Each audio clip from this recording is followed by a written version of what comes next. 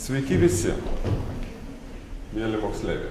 Mano vardas Kęstutis Šiplys, aš atstovauju šiandien Baltosios bangos iniciatyvą. Ir noriu su jumis pakalbėti apie skaidrų verslą. Kodėl mes čia, turbūt klausimas, arba kodėl aš čia, kodėl banga atvažiavo, baltoji banga atvažiavo šiandien į Biržus. Todėl, kad jūs esat mūsų valstybės ateitis. Jūs esat tie, kurie uždirbs mokesčius, kurs pridėtinę vertę valstybei, kurs savo gerbuvį, aplinkinių gerbuvį, mokės pensijas tokiem kaip aš, turbūt jau po tų 20 metų ar 30. Tai dėl to mes ir turim pradėti nuo jūsų. Ir aš labai džiaugiuosi, kad jūsų daug susirinko. Ir aš tikiuosi, kad tai ne dėl to, kad nebuvo anglų ar kažkokios pamokos. Ir labai tikiuosi, kad tai nebus nuobodesnė pamoka negu kažkuri kita, kuri galėjo būti. Mano tikslas, turbūt arba noras šiandien su jumis pakalbėti keliais aspektais. Įdomiau, ne teorija, ne prezentacijos, ne kažkokios tai bendros frazės, bet pasižiūrėti iš gyvenimo. Kaip tas atrodo iš vidaus? Kaip tas atrodo? Dėl ko tas skaidrumas reikalingas jum? Dėl ko skaidrumas reikalingas jūsų mokytojui, jūsų tėvams, jūsų miestui, jūsų visuomeniai? Ir kaip tas įtakoja kiekvieną iš mūsų? Ir kaip tą galima pakeisti? Kuo jūs galite prisidėti? Visą laiką yra sunku. Rinkimai, politikai, neskaidrumas, jisai neduoda. Kiekvienas iš mūsų neturim to įrangio, kurio galėtume jungti ir išjungti tą. Pakeisti vienu judesiu. Šiuo atveju yra maži žingsniukai, kuriuos mes turime daryti. Ir kuo mes anksčiau pradėsime tuos žingsniukus daryti, tuo greičiau mes gausime rezultatą. Taip, ne per vieną sekundę, ne per vienus metus, galbūt per vieną dešimtmetį.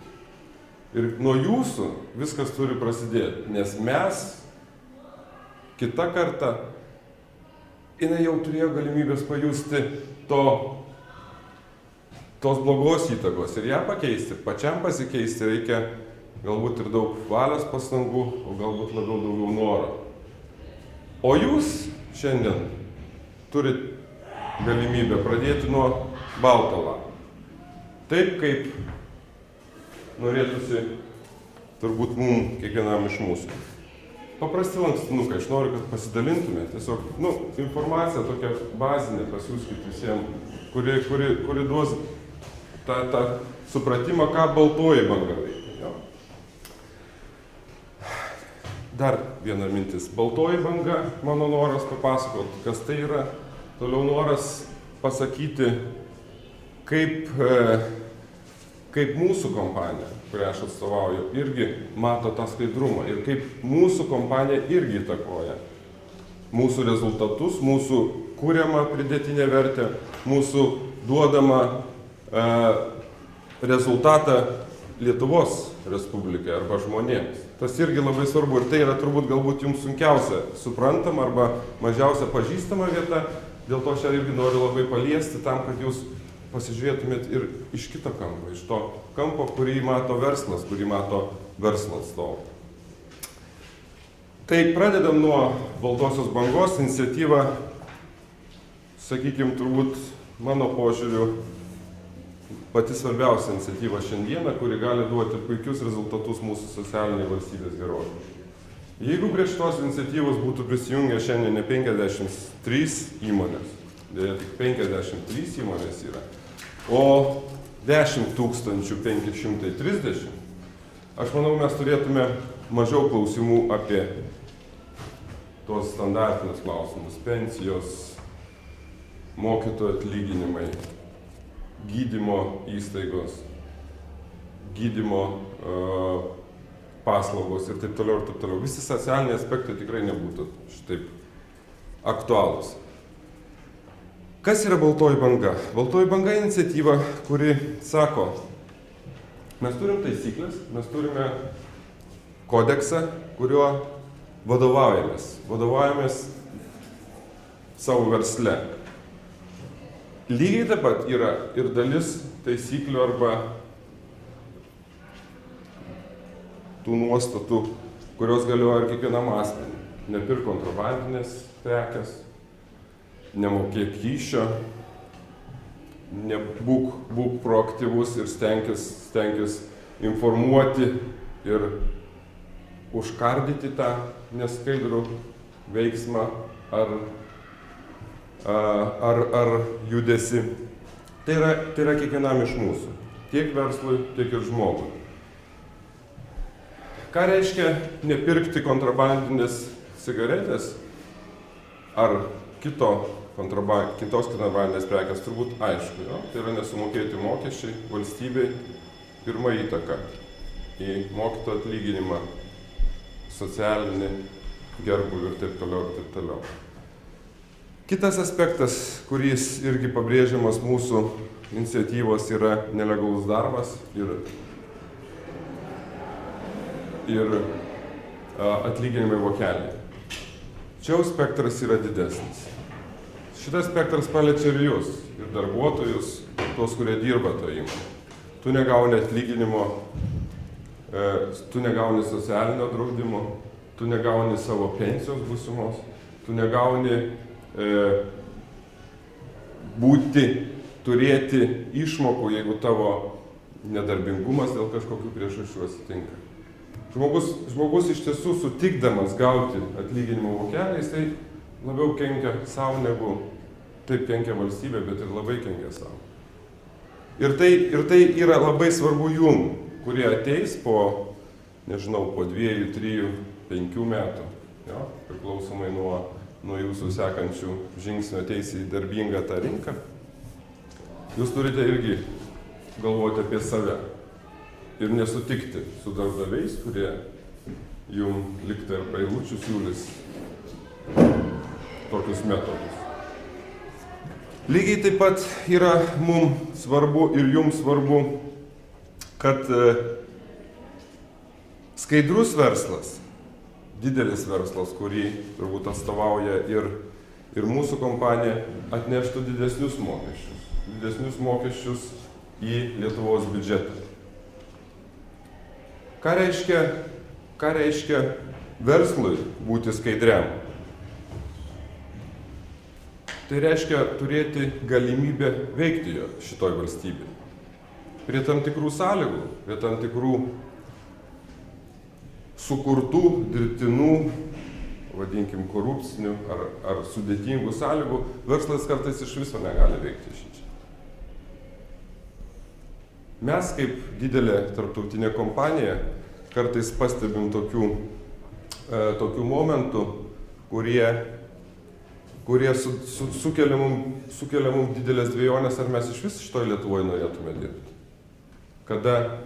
Kada dirbtinai keliamos kliūtis, sudėtingos sutarčių sąlygos, sudėtingos įgyvendinimo sąlygos, jos priverčia susimastyti, ar mes norime čia veikti.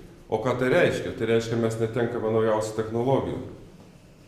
Mes netenkame galimybių turėti tai, kas naujausia šiandien pasaulyje. Mes turime tenkintis tuo, ką patys sukūrėme. Iš dalies tai yra gerai, iš dalies tai yra judėjimas į priekį savomis jėgomis, bet ar mes viską galim pasidaryti patys? Taip, mes galim paleisti palydovą nedidelį ir mes jį paleidome. Bet didelio, galingo ir telekomunikacinio duomenų perdavimo ar žvalgybinio ar sekimo sistemų mes negalim to padaryti. Dėl to, kad nesam dar pasiruošę šiandien tą. Dėl to mes turime išnaudoti tas galimybės, kurios yra aplink mūsų, dėl to mes šiandien Europos Sąjungoje, dėl to mes 10 metų Europos Sąjungoje, tam, kad dalintis ir gauti, duoti ir turėti tas galimybės nuo pat pirmų mūsų valstybės kūrimosi metų. O jeigu mes negalime pritraukti tokių kompanijų, tada netenkame ir mes, netenkame investicijų, netenkame galimybės mokėti ir kurti savo visuomenę ir tokiu būdu užsukti tą ratą, taip vadinamą ekonomikos ratą. Kodėl skandinavai šiandien gyvena gerai? Todėl, kad jie savo laiku, kurdami ir vystydami savo valstybę, mąstė apie socialinį faktorių labai stipriai. bet jie turėjo ir resursus. O resursai yra iš pridėtinės vertės, kurią sukuria verslas, kurią sukuria gamyba, kurią sukuria jauni mokslininkai arba jaunos perspektyvios įmonės. Ir šiandien jie neturi problemų. Šiandien, jeigu pasižiūrėsit, geriausios šalis pasaulyje gyventi yra šiaurės šalis. Ir jeigu pasižiūrėsim į Amnesty International reitingus, jos yra aukščiausiose vietose. Ir jeigu tu paklausi tenai žmogaus, ką tu galvoji apie korupciją, jie nesupras to klausimo. Nes jos ten greičiausia ir nėra. Taip turbūt egzistuoja kiekvienoje pasaulio valstybėje, kiekvienoje visuomenėje žmonės, kurie yra. Ir vienoje ir kitoje kraštutiniai pusėje. Yra visur. To neišvengsi ir nuo to nepabėgsi, nes tai yra žmogiškasis faktorius. Bet visuomenė visa, bendrai visuomenė, jeigu mes, sakau, pažiūrėsim į lietuvių visuomenę ir paklausiu, aš nežinau, iš jūsų ką nors, ką jūs galvojate, ar yra biržose korupcija. Ja? Tai aš nebejoju, kad 90% sakys, kad taip. Tik tai nesu tikras, ar jūs nesate irgi suklaidinti tos bendrosios opinijos. Kadangi mūsų žiniasklaida irgi prisideda prie blogosios žinios skleidimui. Mes turime ugdyti jauną kartą, siųsdami jam gerą žinią, pozityvę žinią. Baltoji banga, skaidrus verslas.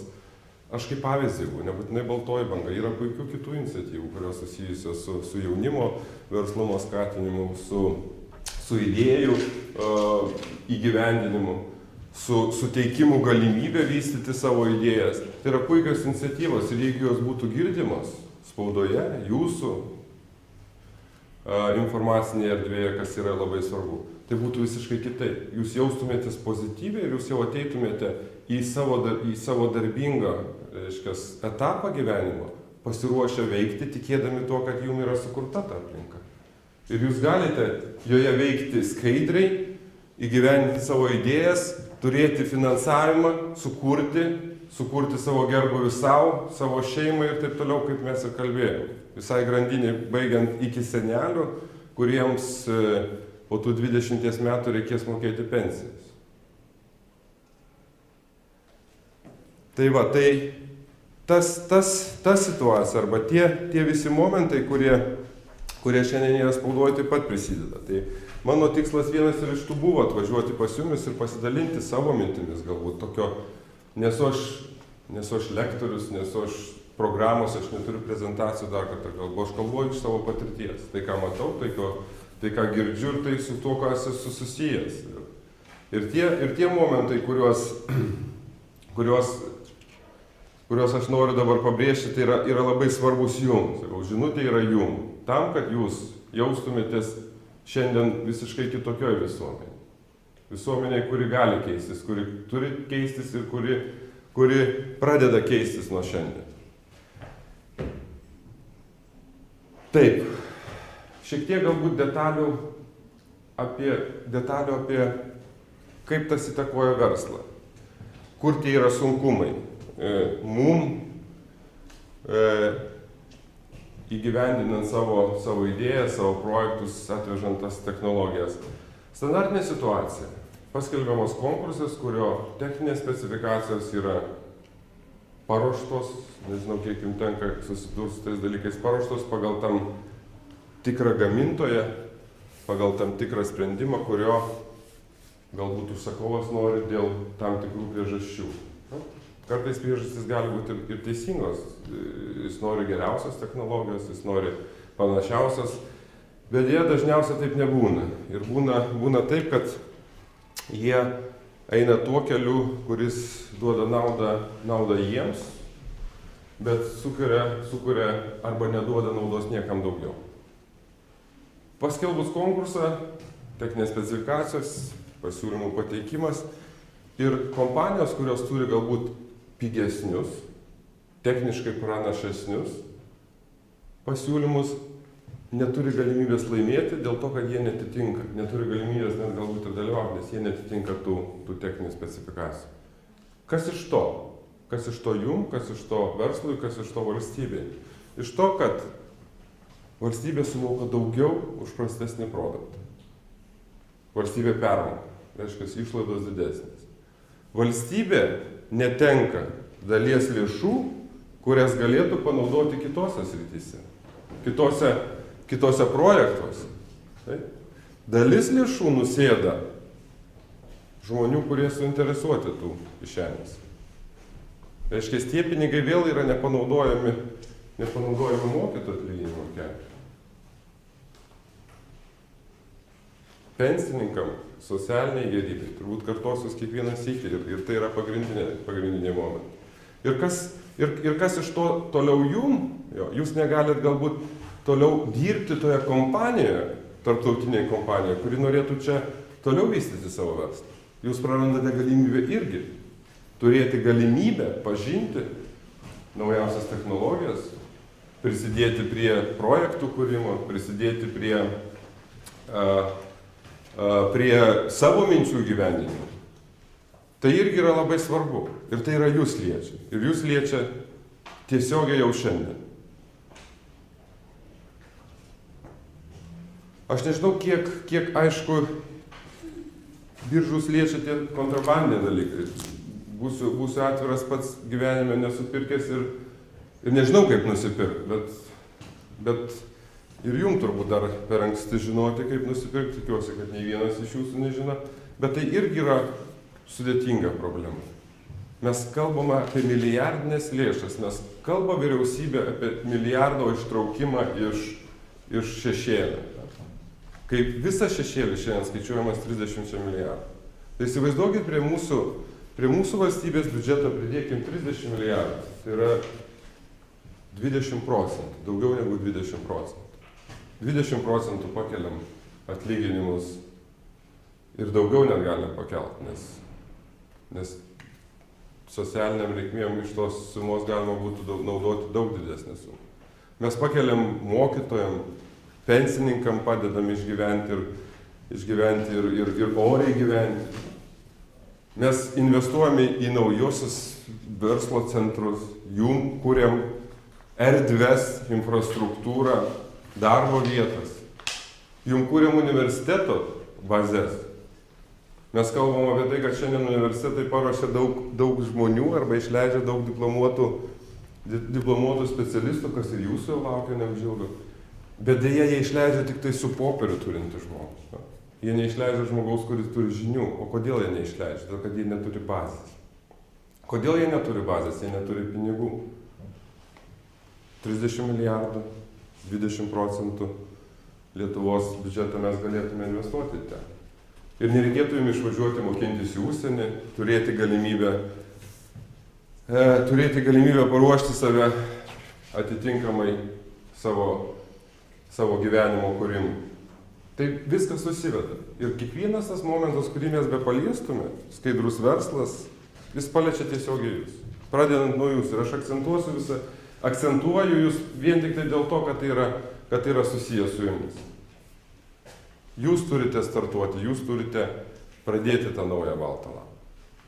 Ir aš džiaugiuosi, kad aš esu čia. Iš tiesų man be galo malonu, aš Biržuose prisipažinsiu, esu buvęs vieną kartą gyvenime.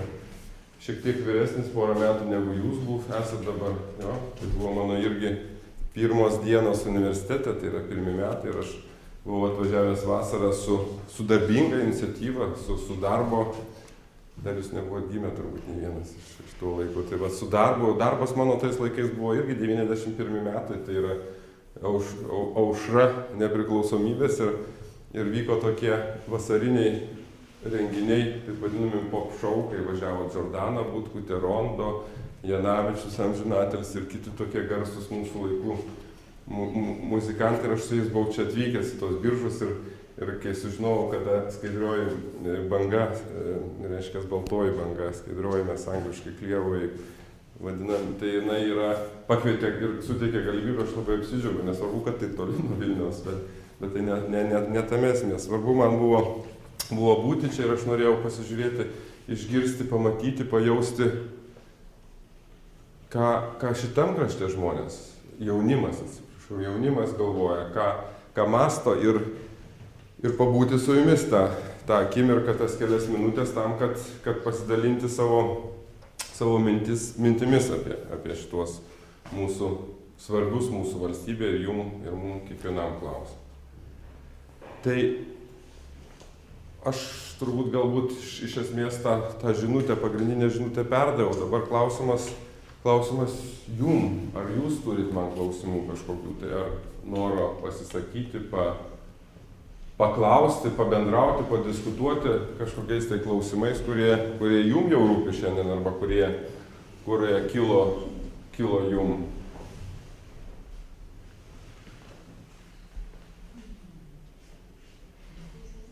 Viskas bus gerai, jo. Nesidrovėkit, aš tikrai nerinksiu ir neprašysiu ir tai neprievarta, bet gal tikrai kažkokios tai mintis kilo ir turit norą ar galimybės kažką pasakyti. Gal mokytoja tada? O kaip vaikams, pavyzdžiui, jeigu mokykloje, ką galėtų kokį verslą pradėti dirbti, dar besimokydami mokykloje? Čia labai geras klausimas, žinokit. Ir čia viskas turbūt priklauso nuo kiekvieno iš jūsų. Ja? Nuo kiekvieno iš jūsų, ko jūs norite ir ką jūs galite jau šiandien.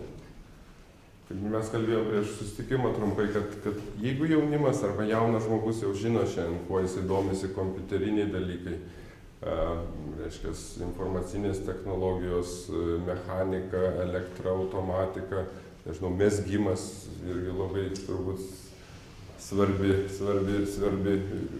reiškia, mergaitėm. Tai verslo galimybės yra tikrai įvairios.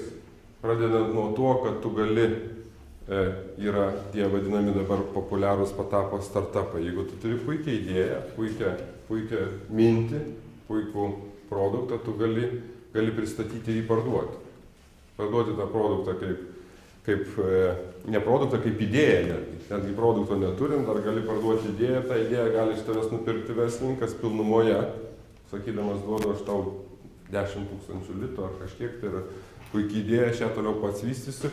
Jeigu ta idėja yra, sakykime, labai susijusi su jumis ir jūsų žiniomis, tada verslininkas sako, aš investuoju į jūsų verslą ir suteikiu jum pinigų sumą, kurią jūs toliau disponuodami galite vystyti savo verslą. Tai aišku, čia jau yra tokie išskirtiniai atvejai, kada reikia turėti tą idėją, turėti tą kažkokį tai produktą ar sprendimą. Iš kitos pusės, aišku, kad kiekvienas jaunimas ir jaunas žmogus, jisai negali turėti to ir jisai turi galbūt savo iniciatyvą, savo norą, savo užsidegimą. Tai šiuo atveju turbūt yra vasaros mėnesiais darbo turbūt galima susirasti. Aš nežinau, kaip yra biržuose, bet Vilniuje, Kaune, mano sūnus nuo 14 metų darbuojasi. Aišku, jis dirba tą darbą, kurio galbūt nebūtų gyvenimo tikslas darbuotis, tai jis ir padeda prie elektros įrangos surinkimo, gamybos ir taip toliau. Tai tokios smulkūs darbai, kuriuos gali atlikti tie žmonės, neturėdami tam tikros kompetencijos, irgi egzistuoja. Ir čia yra jau galimybių, kaip čia sako, ieškojimas ir radimas priklauso šiek tiek ir nuo sėkmės, nuo vietovės, nuo esamo verslo šičia, kiek jisai yra išvystytas ir kiek jisai turi galimybės priimti jūsų paslaugas ir jūsų pagalbą. Turbūt būtų tiek to klausimų.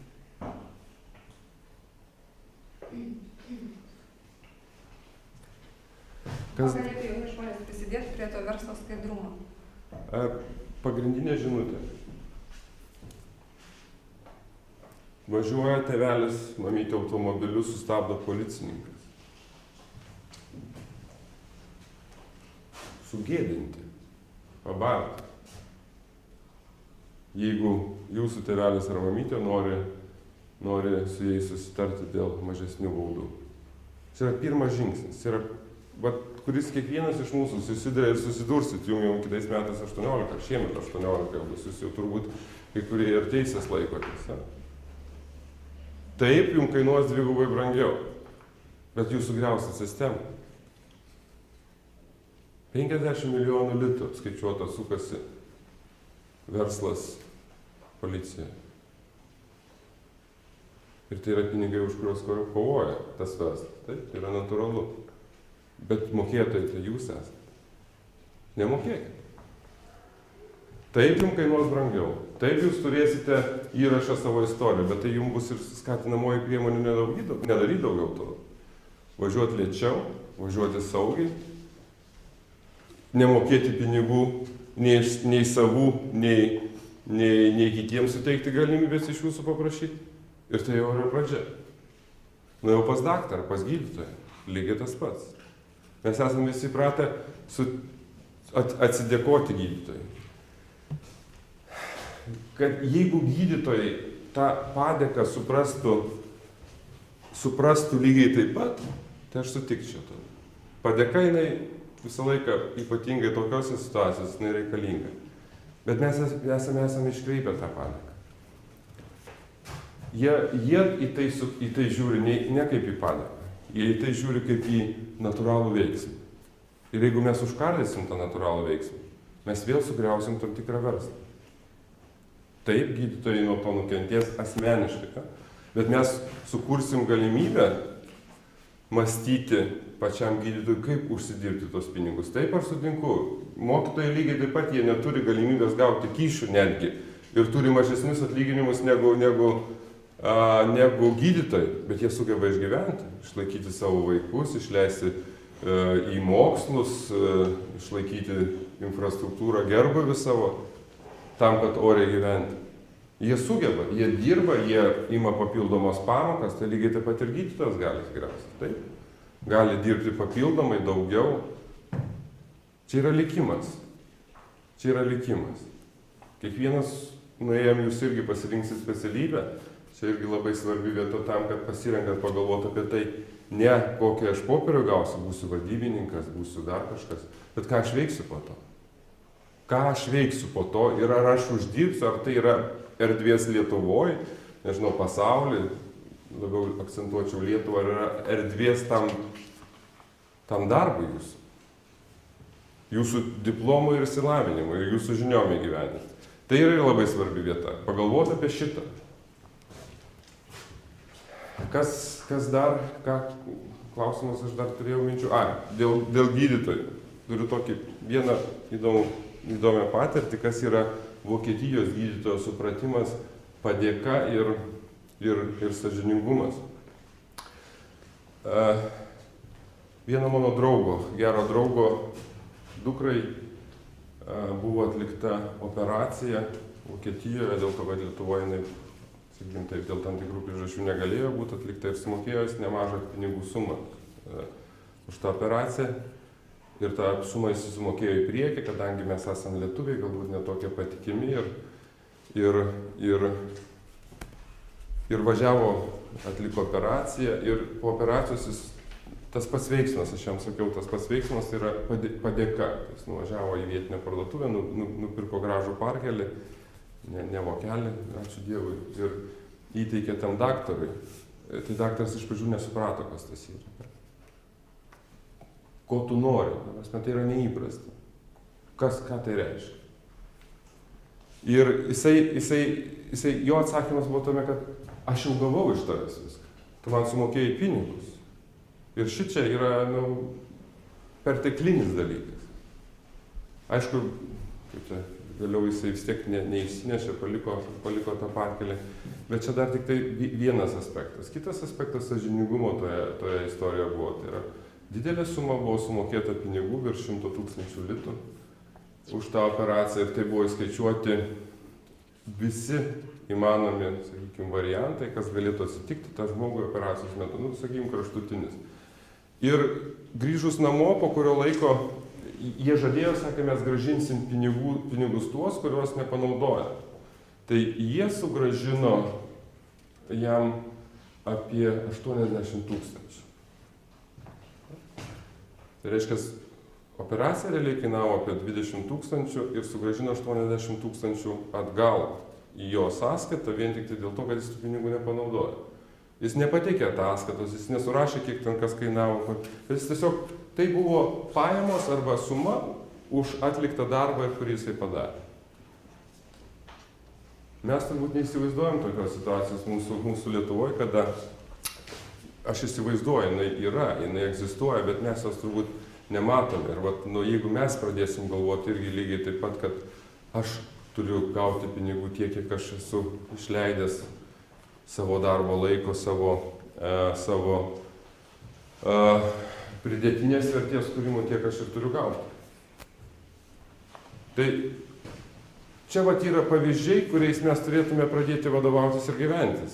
Ir vat nuo jūsų akcentas ir yra. Ne mes matėm to, kas mus pagadina, arba tas 50 metų praleistas Sovietų Sąjungos ir sukurtos pamokos tais laikais, jos irgi davė didelį neišdildomą įtaką mūsų visuomeniai. Ir vat jūs, tie žmonės, kurie jau tik tai girdėjot, kad tokia buvo. Ir jūs jau galite pradėti iš naujo mąstyti vakarietiškai, girdėti pozityvės žinutės. Aš turbūt irgi noriu akcentuoti, kad mes kūrėm savo pasąmonėje supratimą, skaitydami tą patį internetą, skaitydami laikraščius, girdėdami žinių pranešimus. Ten irgi labai svarbu, bet čia ne jum, čia jum visuomenės informavimo priemonės. Mes turime pozityviai nusiteikusi žmogų auginti, kad ir kaip būtų sunku jum ir kad ir kaip žmonės pirktų tas negatyves žinutės, bent jau balansą išlaikyti tarp pozityvaus ir negatyvaus yra labai svarbu.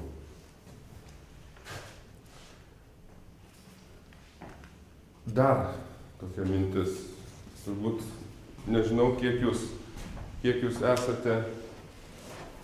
esate girdėję apie mūsų kompaniją ir mūsų kompanijos įgyvendinamus projektus. Bet pasaulis, aš sakiau, pasaulis yra ne vienareikšmis. Ir kad ir koks jis bebūtų skaidrus ir didelis, atsiranda žmonių, kurie turbūt ir didelėse kompanijose įgyvendina teisingus darbus. Tai Siemens kompanija turėjo tokį pasaulinį skandalą, korupcijos skandalą, kuris įtakojo tą kompaniją labai stipriai. 2006 metai, telekomunikacijų padalinys, verslas Rusijoje, verslas Afrikos šalyse buvo susijęs su tam tikrais korupciniais dalykais. Bet tokios kompanijos jos neatleidžia tokių klaidų, neatleidžia savo kaip kompanija, neatleidžia tiem žmonėms, pasikeitė visa vadovybė, visa kompanijos vadovybė ir buvo įgyvendinta kompanijoje tokia vadinami Siemens Compliance System. Tai yra verslo etikos programa, kuri šiandien yra 5 metai iš eilės pasaulyje pripažįsta kaip pati progresyviausia ir duodant didžiausią naudą programa, užkardant, mokant, kalbant su darbuotojais, su visuomenė, su verslo atstovais apie etišką ir skaidrų verslą. Čia yra, nežinau, kokį 40 gal puslapių, mažiau 30 puslapių tos programos aprašymo. Ir tai yra tik tai reklaminis bukletas. Pati programa tikrai yra didžiulė, kainavo didžiulis pinigus ir palėtė kiekvieną iš mūsų darbuotojų. Ir žodžiai labai paprasti, arba idėja labai paprasta. Tai yra nenoriu naudoti, bet tai yra kaip maldaknygė. Maldaknygė, kurią darbuotojas turėtų paskaityti bent kartą į metus, į mėnesį. Čia yra parašyta tos pačios tiesos, turbūt apie kurias mes kalbėjom, galbūt labiau orientuotos į verslą, į veiklą, į verslo etiką, bet tai yra priminimas tau. Kiekvieną kartą perskaičius, kad tu susimąstytum, ar tavo žingsnis sekantį, kurį tu ruošiesi daryti, yra teisingas. Ar tavo veiksmas, ar tavo noras, ar tavo idėja yra teisinga. Ir tai yra pritaikyta ne tik tai kalbant apie skaidrų verslą, tai yra pritaikyta viskam jūsų gyvenime. kiekvienam jūsų žingsnį darant verslą. Ir yra labai svarbu pagalvoti prieš tai, kaip ir prieš tai aš minėjau, jūs pagalvokite, ar jūsų diplomas, ką jums atneštas jūsų diplomas arba jūsų sritis, kurioje jūs galbūt be galo mylit, be galo įdomu, bet ateitis ir socialiniai faktoriai irgi yra svarbus. Kokie mes bebūtume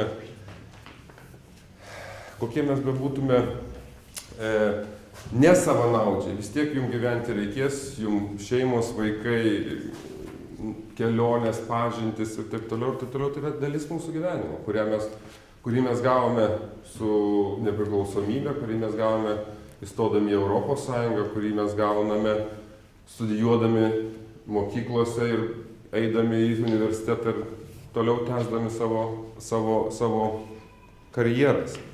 Tai va, tai čia yra žinutės, tai yra priminimai, tai yra programa, kuri suteikia mum kaip verslo atstovom, kaip mes turėtume elgtis kiekvieną dieną. Taip, tai įaugia į mūsų kraują, tai yra mūsų verslo dalis ir tikrai manyčiau, kad kiekviena iš mūsų kompanijų, lietuviškų kompanijų, irgi būtų verta turėti tokius dalykus. Nes žmonės yra skirtingi, žmonės yra skirtingų nuotaikų, atsikelia su idėjomis, su skirtingomis nuotaikomis, su skirtingomis mintimis. Ir tokios smulkmenos, kurios padeda užkardyti, pastebėti ir atitinkamai sureaguoti, yra svarbios. Kas dar, kokių klausimų mes turėtume? Aš nežinau, ar aš ne per daug nuobodus, kažkaip tai jaučiu tą tylą tokią, kuri mane, šypsenų yra dar, tai nežinau, tik tai to šypsenos dėl to, kad jau gana, ar dėl to, kad neįdomu. Vis tiek gal turit kokių klausimų? Klauskit, nebijokit, aš sutinku, kad tema tokia, jinai yra, nežinau, kiek jums teko girdėti aplamai apie skaidrų verslą, kiek jūs esat susidūrę, kiek jūs esat susimąstę pagaliau apie tai. Ar teko nors kartą gyvenime pagalvoti, kas tas yra skaidrumas, kaip jis įtakoja jūs ir kaip jis jūs paveikia? Tiesiog, taip ar ne, čia nereikia man kažkokiu atsakymu, aš tiesiog noriu žinoti, kad yra mūsų, nežinau, kokį 40 žmonių turbūt, jo, kiek iš jūsų žmonių yra pagalvoję apie skaidrumą verslo, jo, ir kiek jisai jums įtakoja ir kiek va čia nenaujų, kiek šitų žinučių, kurias man teko išsakyti, kiek jums teko apie jas pagalvoti, girdėti ir. Yra tokių, kuriem teko? Yra, ne? O kuriem ne? Yra ir tokių. Puiku, reiškia, bent jau dėl jūsų, tie, kurie nesate girdėję, puiku, kad mes čia esame atvažiavę ir bandom perduoti tą žinutę. Bet patikėkit manim, tai yra, mes kalbam, aš jau minėjau tos skaičius, mes kalbam apie didžiulius pinigus. Taip, tie didžiuliai pinigai yra didelė jėga, kur pinigai ten ir jėgos, taip? Ten ir įtaka, ten ir sudėtingumas. Bet mes esame, jeigu mūsų daug, mes esame didesnė jėga. Koks tu bebūsi galingas, koks tu bebūsi turtingas, bet tu kiekvieno iš mūsų nenupirksi, neįtakosi ir nesugniuždysi. Ir va čia yra mūsų kaip visuomenės reikalai. Kovoti su tuo. Dar vienas pavyzdys prisiminiau. Blogąja prasme pavyzdys, bet tai yra dalis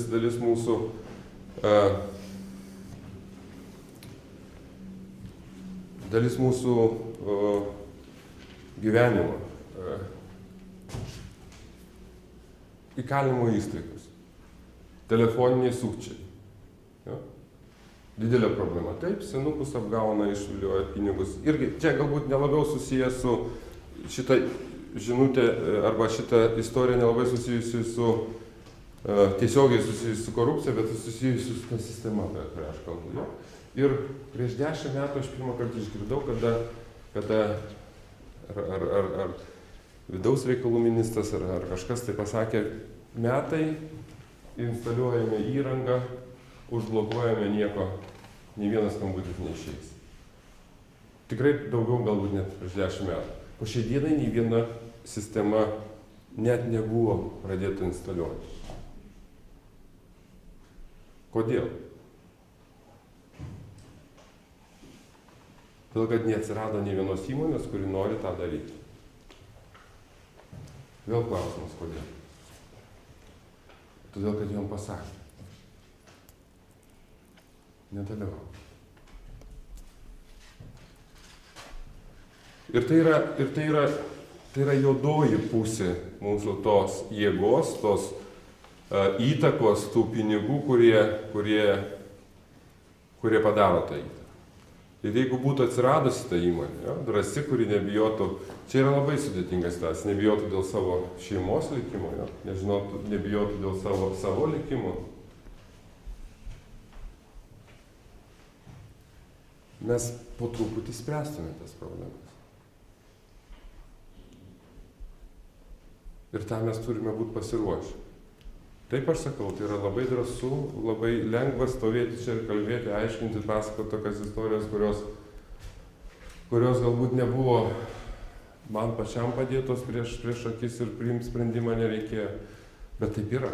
Ir to mes turbūt kurį dar laiką neišvengsime ir turime būti pasiruošę tam dalykui. Ir jeigu būtų tokių įmonių Lietuvoje 20, galbūt būtų lengviau tada.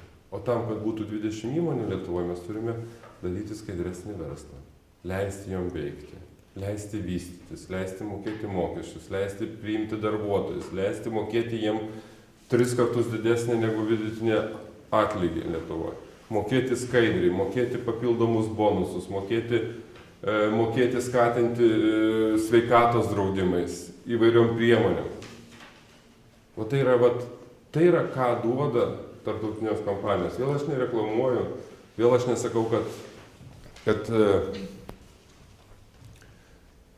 kad mes ateinam į Lietuvą tam, kad paimti pinigus. Ne, pinigai ateina iš ES, taip, tarptautinės kompanijos eina paskui pinigus, bet atneša technologijas. Atneša darbo vietas ir atneša puikų atlyginimą, galimybę, platformą žmogui augti. Aš turėjau tokių irgi savo kompanijoje puikių pavyzdžių, kada jauni studentai pabaigę mokslus ar Lietuvoje, ar užsienyje, 3 atvejus turi atakavo mane kaip vadovą priimti darbą. Ir tiesiog savo atkaklumu, prašydami man laiškus, skambindami, prašydami susitikti, jie gavo darbą pas manęs. Ir buvo patys puikiausi darbuotojai. Jie turėjo be galo daug minčių, žinių ir išsilavinimą tokį, kad jie davė kompanijai tiek, kiek turbūt sunku būtų patikėti, kad gali duoti kažkas. Iš kitos pusės jie gavo iš kompanijos. Jie gavo informacinę bazę, jie gavo technologijas, jie gavo įrankius. Ir jie puikiai darbavosi ir jie šiandien yra vieni svarbiausių mūsų žmonių, atėję prieš 5 metus. Taip. Tai lygiai taip pat ir jums reikia. Stengtis, mąstyti ir galvoti. Tai, ką jūs darot šiandien, nenuėjote į anglų kalbą, tai jūs praradot. Aš sutinku, kad tai skamba lygiai taip pat, kaip mokytojas sakė 22 kartus prieš tai. Aš sutinku, bet taip yra tiesa. Anglų kalba arba tos pakraipa, į kurią jūs socialinė, techninė, humanitarinė, ją reikia vystyti. Reikia darbuotis, reikia stengtis, nes tik tai taip jūs judėdami į priekį kursit savo ateitį. Šiandien jau jūs kuriat savo ateitį. Kuo daugiau šiandien padarysit, nes niekas neteina taip savo. Kiekvienas pasiekimas turi būti užsidirbtas arba įdėta jūsų dalis. Ir jeigu šiandien jūs išmoksit anglų kalbą gerai, kas turbūt ne problema, bet aš tiesiog ją paminėsiu, nes jinai svarbi yra, jo? Tai jums jau kitais metais, kada jūs darbuositės, jūs skirsit ne anglų mokymuisi tą laiką, o jūs skirsit savo žiniom, savo projektui, savo idėjai vystyti. Ir jums jau nereikės, jau anglų kalba bus paruošta. Jeigu mes kalbam apie matematiką, lygiai taip pat. Jums reikės matematikos patirties. Jeigu kalbam apie finansus, apie ekonomiką, jo, jums jos reikės. Ir tai, ką jūs šiandien padarysit, jums nereikės toliau. Tai vat jūs šiandien turėdami laisvesnį grafiką, gerai, gal ne laisvą grafiką, bet turėdami to laisvo laiko arba įdėdami pamokos metu, vat vis tiek jūs praleidžiate laiką. Jo, prabūna toj pamokoje 45 minutės, jūs įdėkit pastangų tuo metu. Ir nereikės po pamokų daryti. Po pamokų jūs galėsite išvažiuoti pavasaris, vasara, dviratis, draugai, ežerai. O pamokos metu atidirbkit. Atiduokit save pilnumo ir turėsit rezultatą iš karto. Ir kiekvienam žingsnį gyvenime. Kuo daugiau nuveiksit šiandien, tuo mažiau reikės ir to. Arba rytoj jūs kelsit savo jau vertę. Ir būkit atkaklūs. Nebijokit būti įkyrus. Tas irgi gyvenime padeda. Jeigu gausit neigiamą atsakymą 3 kartus, prašykit 4.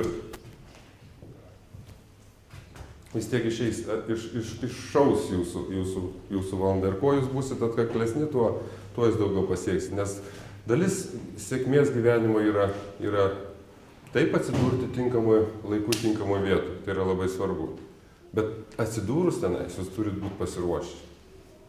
Jeigu jūs atsidursit kelis kartus gyvenime tinkamoje vietoje ir būsit nepasiruošę, nuo to jums geriau nebus. Tad nuoširdžiai linkiu, tikrai. Skaidrumas, čia yra jūsų ateitis, jūs pradėkit nuo to šiandien. Darbas, noras, iniciatyva, užsispyrimas, tai irgi jūsų ateitis. Irgi duosiu jums labai daug. Tai yra jūsų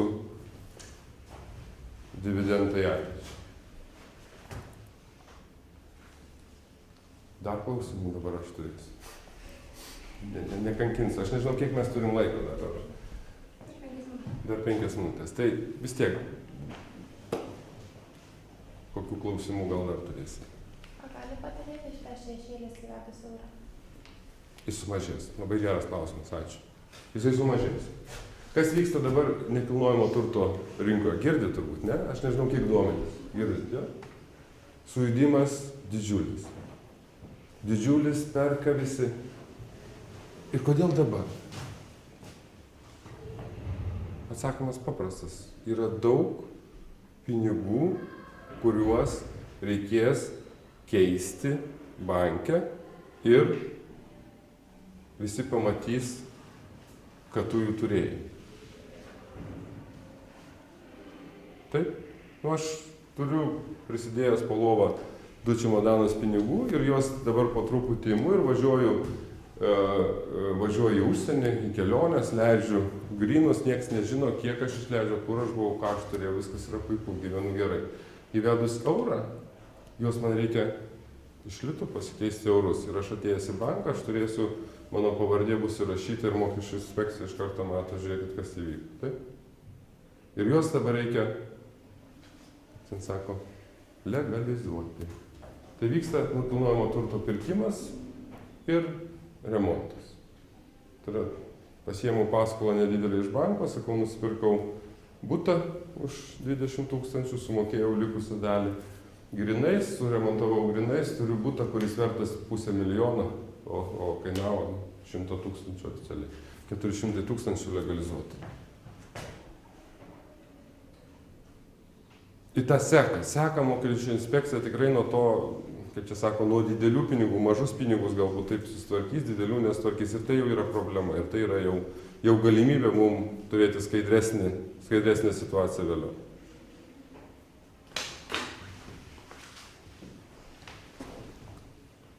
Ačiū už klausimą. Dar? Bijote euro? Aš pareklamuosiu, žinokit, reikia. Reikia jau.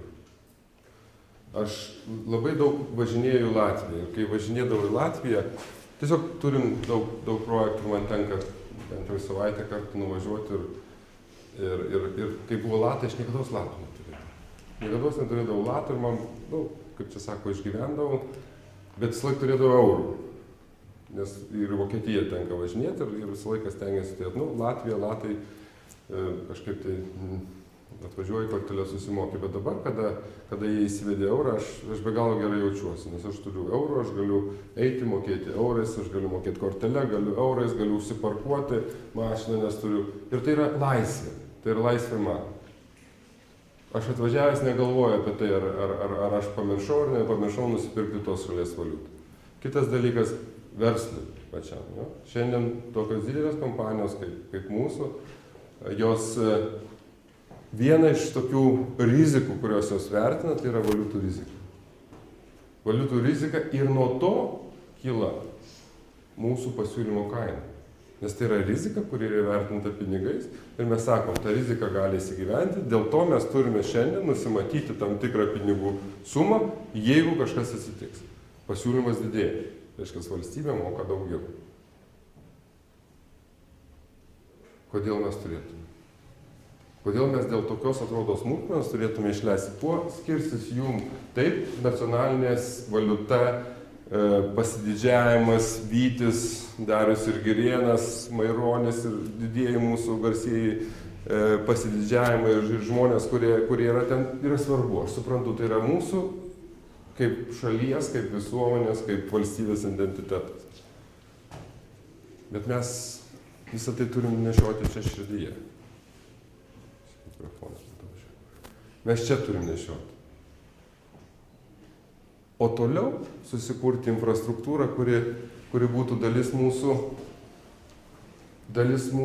Europos visuomenės.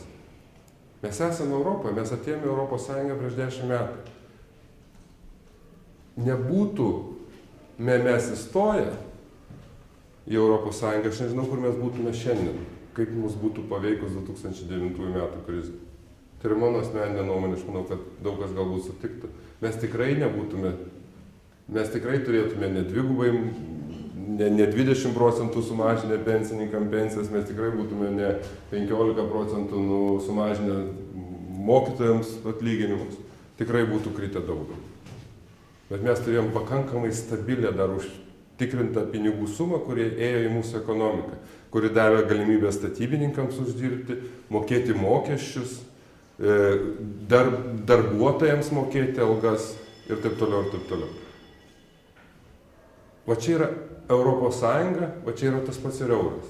Mes turime kuo daugiau integruotis, nes ir įstatyminė bazė, jinai irgi veda mus, priverčia Europos Sąjungą judėti tą kryptim, kuri įstatymai skaidresni, įstatymai orientuoti į žmonės, įstatymai orientuoti į pridėtinę vertę, patogesnį gyvenimą, geresnį rezultatą.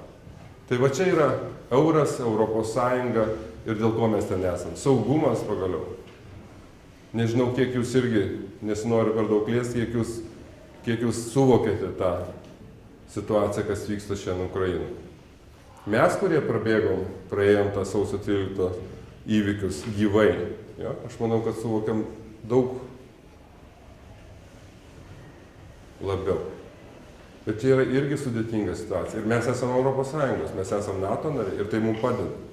Ir nereikia to bijoti. Reikia apie tai galvoti pozityviai, nes tai yra mūsų galimybė lengviau atsilaikyti prieš stipriuosius, prieš didžiasias valstybės, kurios turi savų interesų. Tai va, tai, kaip suprantu, skambutis į pertrauką, tai noriu tikrai nuoširdžiai padėkoti jums. Ir už tą valandą beveik praleistą kartu. Tikiuosi, kad kažkas liks. Kaip visą laiką sakau, jeigu būna mokymai, paskaita, straipsnis ir bent porą žodžių, porą minčių lieka pas jumis galvoje, tai jau yra gerai. Kitas kartas dar 2 žodžiai, trečias kartas 3 žodžiai, jau sakinys, rašinėlis ir istorija. Tai va, tai linkiu jums augti, mokintis, stiprinti savo žinias ir judėti į priekį, o to pačiu ir kurti mūsų valstybės, mūsų visuomenės, mūsų visų gerovę. Sėkmės jums. Aš norėčiau padėkoti už jūsų gražias ir vertingas mintis ir atminčiai apie mūsų mokyklą, rytinė arbatą. Ačiū, o aš mokytoja irgi jums norėčiau.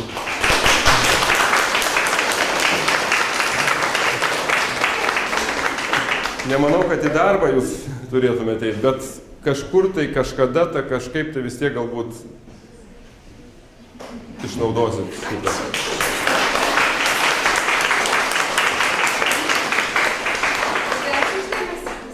Ačiū labai jau. Ir dar Aš manyčiau, kad, kažkam tai galbūt irgi. Gerai.